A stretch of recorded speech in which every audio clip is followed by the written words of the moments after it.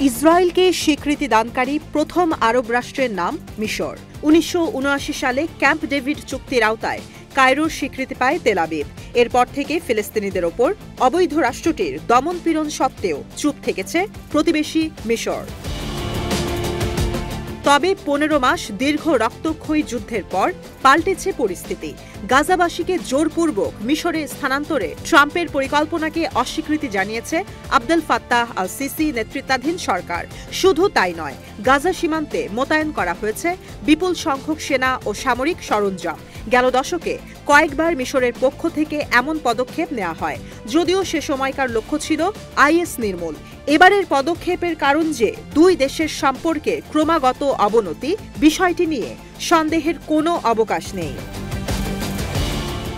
সাবেক ইসরায়েলি গোয়েন্দা ও মিসগাভ ইনস্টিটিউটের গবেষক মোশে ফজলভের দাবি, শান্তি চুক্তির আওতায় মিশরকে বিভিন্ন সময় সিনাই উপদ্বীপে সেনা মোতায়েনের অনুমতি দেয় ইসরায়েল। বর্তমানে যা ইসরায়েলিদের জন্য অন্যতম বড় বিপদ হয়ে দাঁড়িয়েছে। সিনাইয়ের ইতোমধ্যে ৩টি এয়ারফিল্ড তৈরি করেছে মিশর, যার মধ্যে একটি ফাইটার জেটের জন্য ব্যবহার করা হবে। উপদ্বীপটিতে রাখা হয়েছে ডিজেল ও গ্যাসোলিনের বিপুল মজুদ। এছাড়াও বড় স্টোরেজ টানেলের মাধ্যমে কয়েক ঘন্টার মধ্যে সিনাইয়ে সেনা ও সামরিক সরঞ্জাম পাঠানো সম্ভব। মাত্র কয়েকদিন আগেই 10টি J-10CE যুদ্ধবিমান কিনেছে সিসি সরকার। মূলত মার্কিন F-16 যুদ্ধবিমানকে প্রতিস্থাপন করবে চীনের J-10CE। এর উন্নত সেন্সর, ভিজুয়ালের armament, beyond visual range engagement ও লোয়ার রাডার সিগনেচার সমসাময়িক অনেক যুদ্ধবিমানের চেয়ে উন্নত। যদিও এখনও বিষয়টি নিয়ে মুখ খোলেনি কোনো পক্ষ।